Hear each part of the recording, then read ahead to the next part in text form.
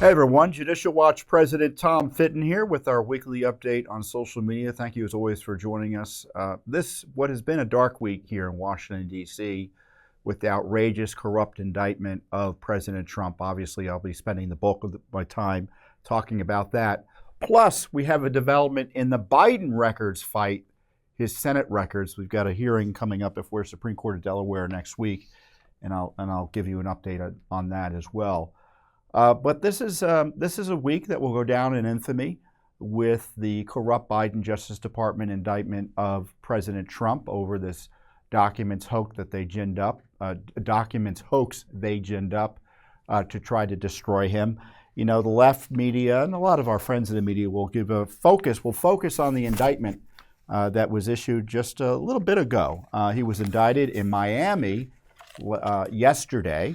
The grand jury had mostly been meeting up here in Washington, D.C., but they had to move it down to Miami, evidently, because they had jurisdictional issues here in Washington, D.C., according to reports.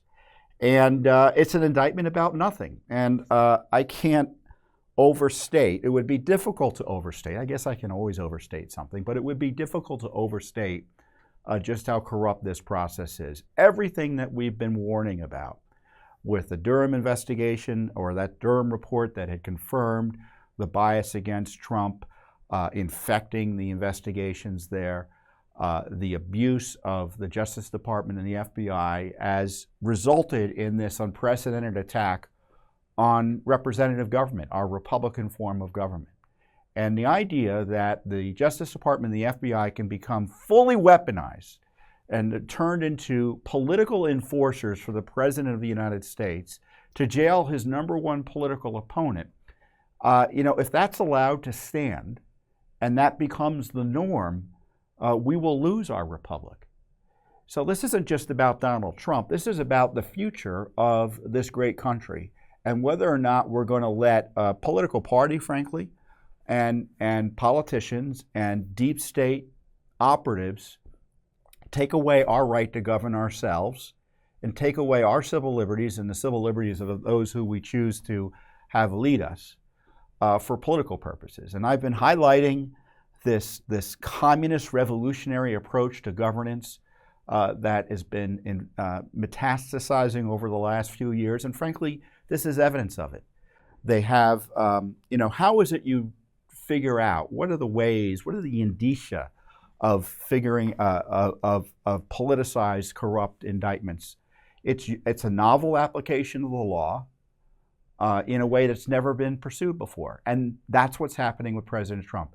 He is being indicted over the handling of records from his term as president, his records, his White House records, and I'll also go into detail later.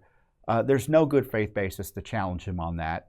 And if they challenge him on that, there are scores of people, not just presidents, who should be challenged and prosecuted and jailed. And it doesn't it doesn't mean two wrongs make a right. It just means that the law has never been understood to apply to the president the way Jack Smith and Merrick Garland, who is ultimately responsible for this, and Biden, either by sins of omission or commission, is also responsible to justify this indictment of President Trump. And I'm going to read you the statement that I issued when I heard about this first yesterday. My team and I came up with this statement on behalf of Judicial Watch. And I'm speaking for you here too, by the way, dear Judicial Watch supporter, and I hope I'm doing a good job of it. This day will go down in infamy. The unprecedented and corrupt indictment of President Trump is built on sand and is a brazen election interference. It is an indictment about nothing.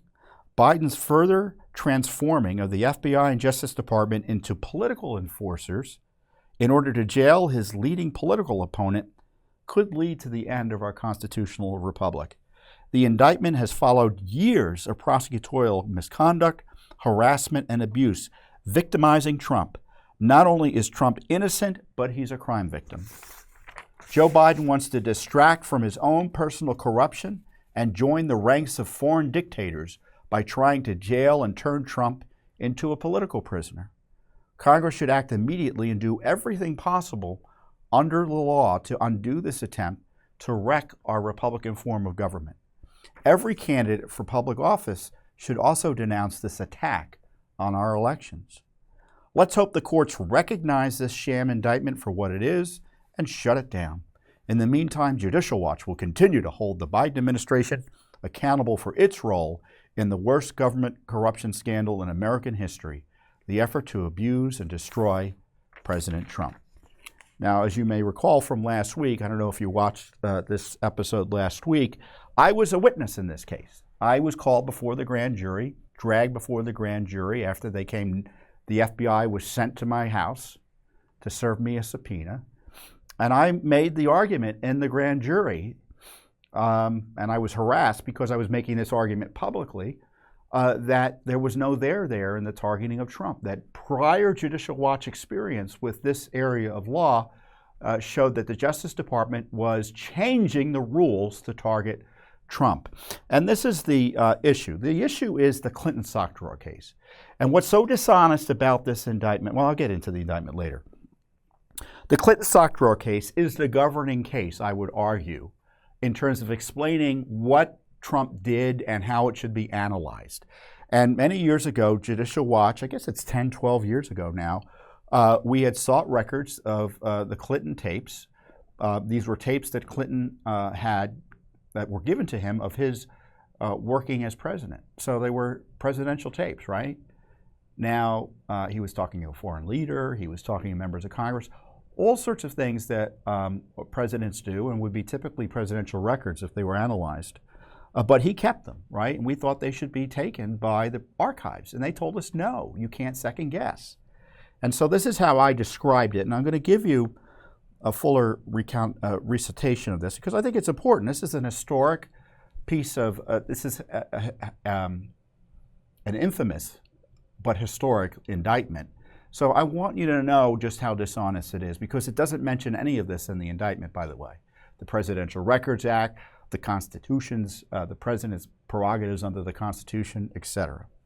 The Clinton sock drawer case, litigated by Judicial Watch, shows how the Justice Department and the National Archives did an about-face and ignored precedent and their own prior legal positions in targeting Trump over records that he had an unconditional right to have under the Presidential Records Act and the U.S. Constitution. And this is what I had tweeted out. In 2010, Judicial Watch submitted a Freedom of Information Act request to the Clinton Library and Presidential Museum, seeking access to these Clinton audio tapes that I talked about from his time as president. The Obama National Archives, NARA, it's called NARA, National Archives, responded that the audio tapes are personal records and therefore not subject to the Presidential Records Act or FOIA. So what happens is under the Presidential Records Act, the archives takes custody of records designated as presidential records by a president or people that he designates to designate as president to do that work. And then they make them available after a certain period of time under FOIA or the FOIA equivalent under the Presidential Records Act, meaning you can ask for them, and if you don't get them, you can sue. Judicial Watch subsequently sued, as I noted, and requested that the court declare the audio tapes to be presidential records, and because they are not currently in the government's possession, to compel the archives to assume custody and control over them. Doesn't that sound exactly like the Trump case? We took the Justice Department position they're now taking against Trump, against Clinton, and they opposed us. Judge Amy Berman Jackson, who is far, far to the left on the judiciary. She's in the U.S. District Court here in the District of Columbia, so she's a D.C. judge, ruled against us. And in doing so, she explained, and I'm going to quote from the court opinion. Under the statutory scheme established by the Presidential Records Act, the decision to segregate personal materials from presidential records is made by the president during the president's term and in his sole discretion. And then she quotes the law, she gives a citation to the law. If you want to look it up, it's 4 U.S.C. section 2203B. So the archives could not make a classification decision different from the president. I'll say it again. the archives could not make a classification decision different from the president. Since the president is completely entrusted with the management and even the disposal of presidential records during his time in office, it would be difficult for this court to conclude that Congress intended that he would have had less authority to do what he pleases with what he considers to be his personal records. The Presidential Records Act contains no provision obligating or even permitting the archivist excuse me, I lost my time. I lost my place. I'll start over again. The Presidential Records Act contains no provision obligating or even permitting the archivist to assume control over records that the president categorized and filed separately as personal records. At the conclusion of the president's term, the archivist only assumes responsibility for the presidential record. So that's where the archivist's role ends. Plaintiff contends that its factual allegations about the nature and substance of the audio tapes clearly establishes them to be presidential records, regardless of how they were treated by President Clinton. Well, the court is not so sure. But even if the court were inclined to agree with the plaintiff's reassessment of President Clinton's decision, it would not alter the conclusion that the injury cannot be redressed. The Presidential Records Act does not confer any mandatory or discretionary authority on the archivist to classify records. Under the statute, this responsibility is left solely to the president. While the plaintiff casts this lawsuit as a challenge to a decision made by the National Archives, the Presidential Records Act makes it clear that this is not a decision the archivist can make. And in this particular case, this is not a decision the archivist did make because President Clinton's term ended in 2000, and the tapes were not provided to the archives at that time. He kept them, so there's nothing anyone can do. So this is the background on that case. So when in office, President Clinton enlisted Taylor Branch, who is an historian, to assist him in creating an oral history of his 8 years in office by recording 79 audio tapes that preserve not only President Clinton's thoughts and commentary on contemporaneous events and issues he was facing as president, but in some instances recorded actual events such as presidential conversations. For example, the audio tapes contain the following content. President Clinton contemplating potential changes to his cabinet, including whether to fire the CIA director and whether to nominate Madeleine Albright for the Secretary of State. President Clinton's thoughts and reasoning behind foreign policy decisions such as the United States military involvement in Haiti and the contemplated relaxation of the United States embargo of Cuba. Typically classified, right? Certainly national defense information, which is the new hip phrase. President Clinton's side of telephone conversations with foreign leaders, members of the United States Senate and cabinet secretaries. President Clinton speaking to several members of the United States Senate in which President Clinton attempted to persuade the senators to vote against a specific amendment before the Senate. President Clinton's side of a telephone conversation with Congressman William Natcher of Kentucky, in which President Clinton explained his reasoning for entering into NAFTA, the North American Free Trade Agreement, based on technical forecasts that he received during presidential briefings. And President Clinton's side of a telephone conversation with the U.S. Secretary of State, Warren Christopher, who was Secretary of State at the time, concerning a diplomatic impasse over Bosnia. I mean, that was like a war in some, well, I guess it was, depending on when it took place. That was one of Clinton's wars. President Clinton took these audio tapes with him when he left office. He did not turn them over to the National Archives and Records Administration. So, as I note in this description, any indictment alleging unlawful retention of classified or national defense information, it is at odds with the Presidential Records Act, court precedent, and prior DOJ position and archives position on presidential prerogatives on records. So, there's no there. They allege he had records he wasn't supposed to have, when in fact he did have records he was allowed to have, and they were personal to him. And I've reviewed the indictment, and this is my conclusion about the indictment. And I'm going to give it to you in writing, because I think it's important. Of course, the left went crazy when I put this out there, because they only have one way of thinking about this. It's always get Trump, right? The rule law be danged. I've carefully reviewed the indictment, everyone. And it was an indictment, as I will note, by his political opponents at the Biden Justice Department. And as I've noted, Judicial Watch has over 30 years experience, or nearly 30 years experience, litigating federal and presidential records cases, including, as I noted, the Clinton sock drawer case, which is really, in many ways, the governing analysis here. The document dishonestly, the indictment, dishonestly ignores the U.S. Constitution, the Presidential Records Act, legal precedent, and the DOJ's archives' previous position that White House records a president takes with him when he leaves the White House are presumptively personal and not subject to review by partisan Biden appointees at the DOJ or archives. Under the Constitution, federal law, and precedent, none of the documents are currently classified or national defense information that restricts Trump's handling of them. They are all his personal records and frankly should be returned to him. If justice prevails, this indictment won't survive scrutiny by honest constitutionalist judges and will be thrown out. So I looked at this indictment, as I note in this statement, and what they ignore is that the president had rights to these documents. They say there are recordations in 2021 where he suggests, well, this is still classified. Well, he was wrong. It wasn't classified because he had it. He took it with him. It became personal. I mean, how do I know that?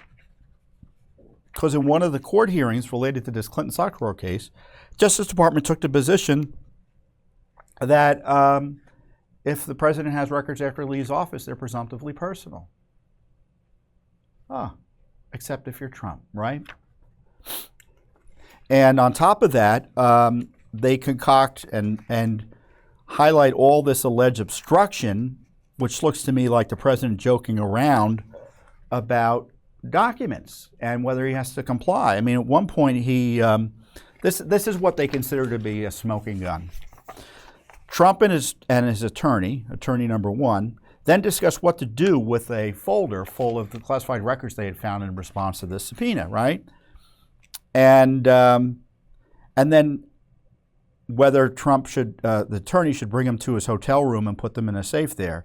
During the conversation, Trump made a plucking motion as memorialized by Trump Attorney 1. He made a funny motion as though, well, okay, you don't take them with you to your hotel room. If there's why don't you take them to your hotel room if there's anything really bad in there, like, pluck it out. And that was the motion he made. He didn't say that. That's an obstruction charge? He was joking. And the rest of it is he's complaining about the records and the harassment.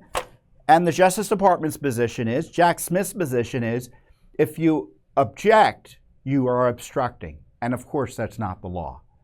And since they had no good faith basis to harass him anyway on these records, there can be really no legitimate obstruction investigation as it is anyway.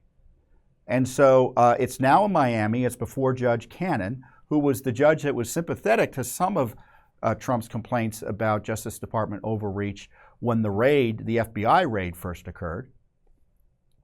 And by the way, there's information about the FBI raid that's coming out. A whistleblower has said they broke all the rules to raid his home.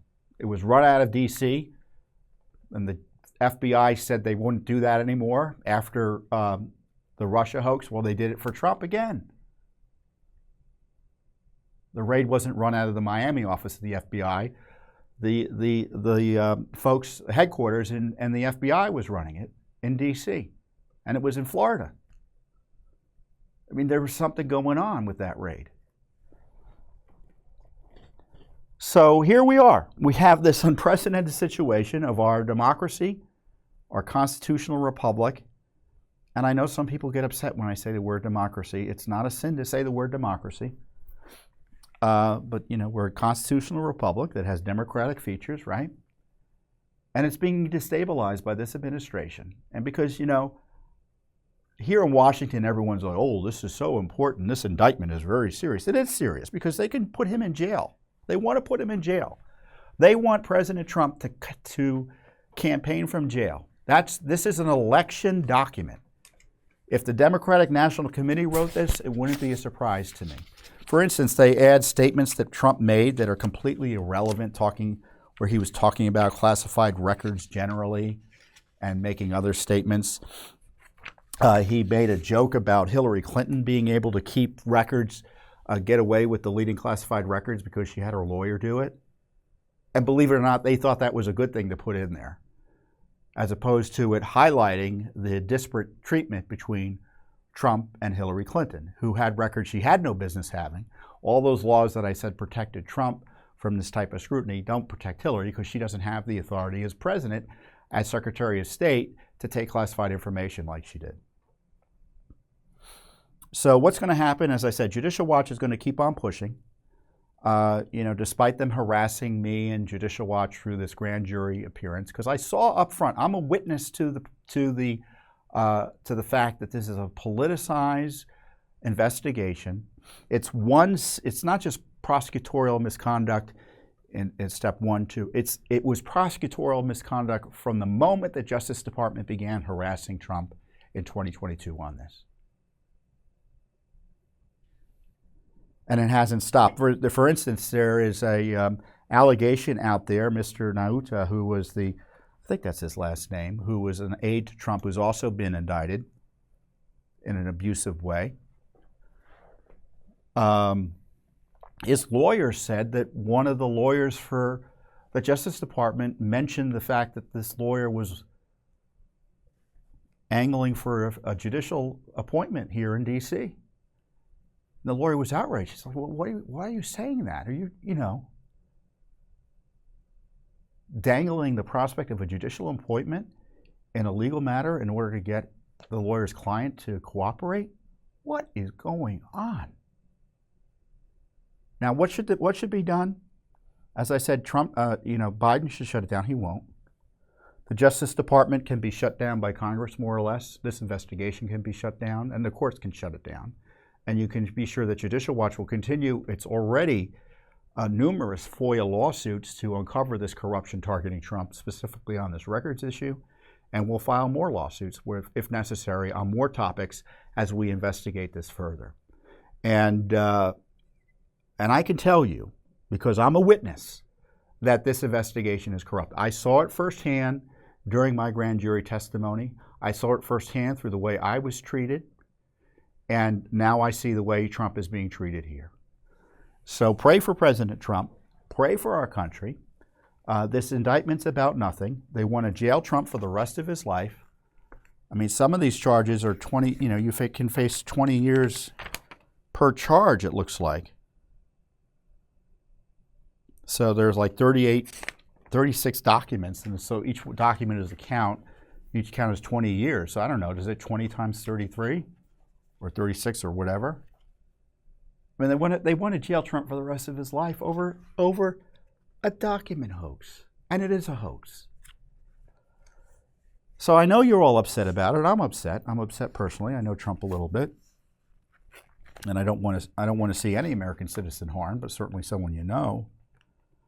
But all we can do is what we can do, right? So Judicial Watch will continue to do its work educating the American people, even though the Justice Department tries to scare us from doing it and retaliating against us and then trying to intimidate me directly.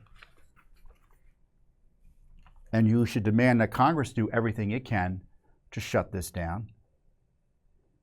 And frankly, if there are other candidates who you like running against Trump, that's their prerogative and that's your prerogative to support them. But, to me, anyone running for public office should say no. Because if it's not Trump, it will be them. That's for sure. So there's that political component. But patriots should all be concerned about this destruction of our justice system by these partisan ideologues running the Justice Department. And I think the Justice Department should be subject to a significant impeachment inquiry targeting Garland and other officials who made these decisions. And to the degree Biden's White House was involved in this abuse of Trump, the inquiry should include their actions as well, including the president's.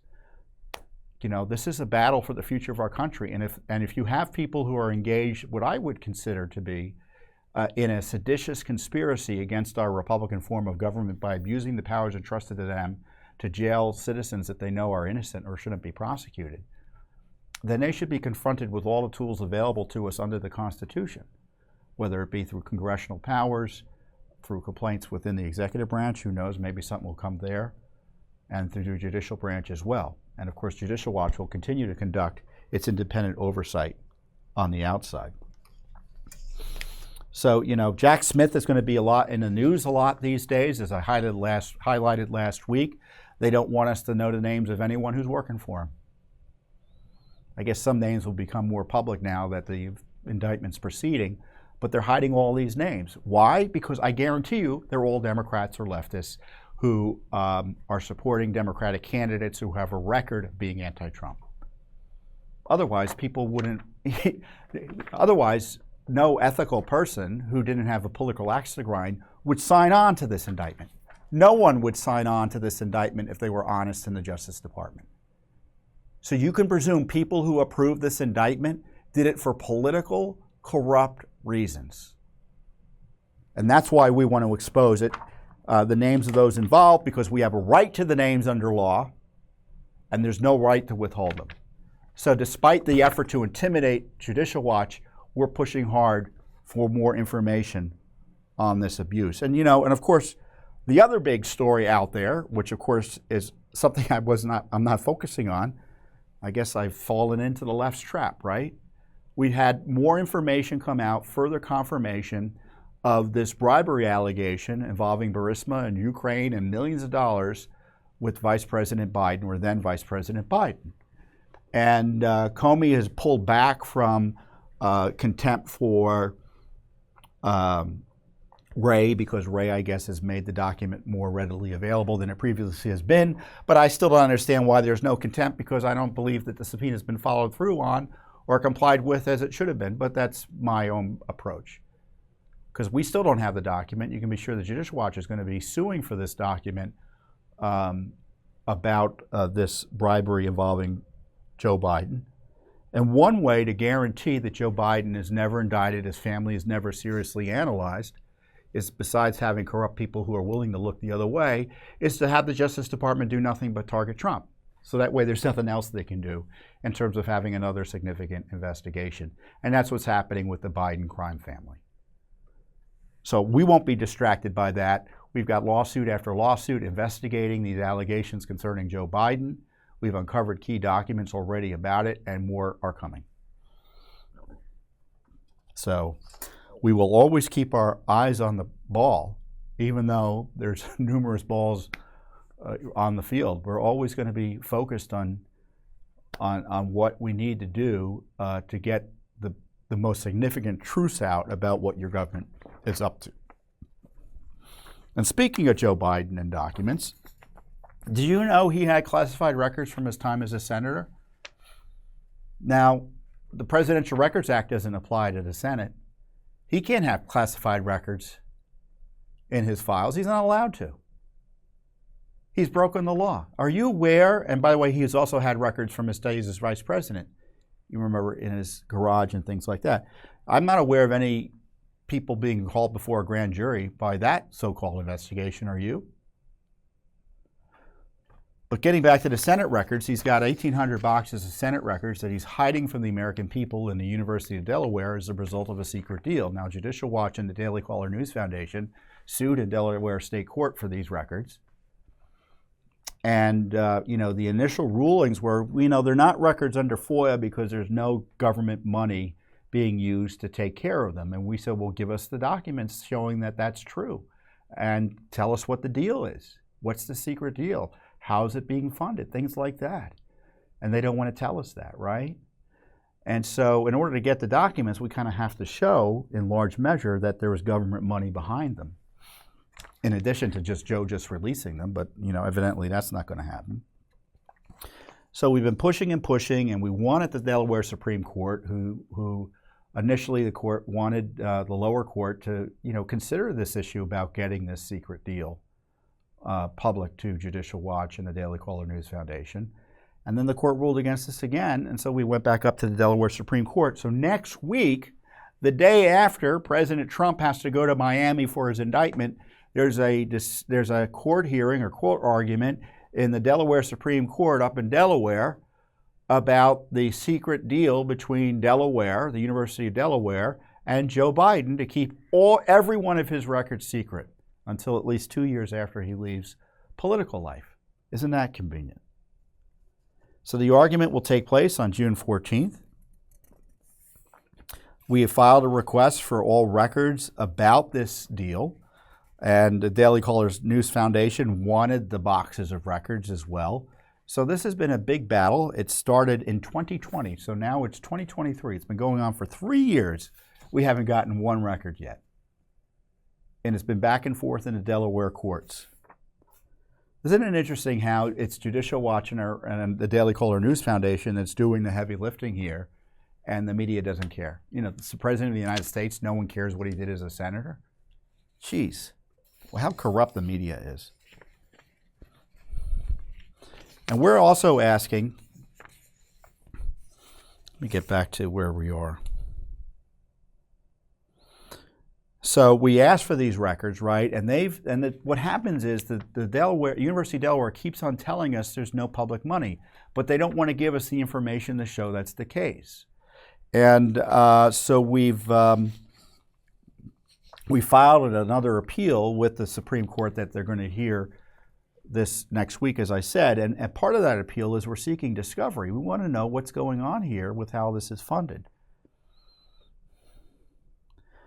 Despite FOIA's acknowledgement, this is Delaware FOIA law, that public entities as instruments of government should not have the power to decide what is good for the public to know, over the multi-year course of this FOIA proceeding, the university's efforts to satisfy its statutory burden of proof have been parceled out piecemeal in minuscule increments and only in response to court orders entered after briefing by appellants. When the shortcomings of the university's efforts are noted in briefing, the university calls foul. The university's umbrage at these proceedings is misplaced. To date, the FOIA coordinator's efforts and her recollections of steps she took remain untested by cross-examination. Appellants have every right to challenge what they believe has been a lackluster effort by the university to satisfy statutory burden. So essentially they're saying, well, you know, I've been told or I heard there's no money from the public funds being used, and that's not good enough for court work, right? And as we note about the secret classified records, while in the Senate, Biden served as chairman and ranking member of the Foreign Relations Committee, which would have given him access to classified records. Bob Bauer, Biden's personal attorney, stated in January of 2023, earlier this year, that classified Senate records were discovered during a search at Biden's Wilmington, Delaware home. The Justice Department, quote, took possession of materials it deemed within the scope of its inquiry, including 6 items consisting of documents with classification markings and surrounding materials, some of which were from the president's service in the Senate. And then since then, Garland appointed a special counsel, Mr. Hur, H-U-R, to investigate Biden's potential mishandling classified documents. And that's been radio silence ever since. Our friend at the Daily Caller News Foundation, Michael Bastach, who is the editor-in-chief, said, no more obfuscation, no more excuses. It's time for the University of Delaware to answer for its refusal to release Biden's Senate records. The sketchy secrecy on the Biden Senate records and his deal with the University of Delaware need to end. And President Biden could end the dispute simply by releasing the records. But what is he hiding, right? He doesn't want to do it, so what is he hiding? So people say, what can we do? Well, we can do what Judicial Watch is doing, right? We have this terrible indictment. We have this disparate treatment between Trump and Biden and Hillary. I mean, it was Judicial Watch who uncovered the Hillary records and the emails and the corruption there. It's Judicial Watch in litigation in Delaware, all the way up in Delaware, on the Biden Senate records. It's Judicial Watch who's suing the agencies for records about the Trump raid and the abuse of Trump on this presidential records issue. But we've taken this leadership, and I encourage you, if you haven't already, to support Judicial Watch. You can go to our website at judicialwatch.org, and otherwise, you know, follow us on Twitter, follow us on Facebook, on Truth Social, on Rumble, or YouTube, wherever you take your social media from. I think you should follow us everywhere. I think conservatives should be everywhere, by the way, if they can. and spread the word, because we're an educational foundation ultimately. And so our goal through litigation is to educate the American people. And what better way to do it than with your help? So not only support us with your most generous financial support, but support us by helping us get the word out and spreading the truth to your fellow patriots, family members, business colleagues, folks you go to church with, etc. So with that, we got a lot to do. Terrible time next week with poor President Trump being arraigned. Pray for President Trump.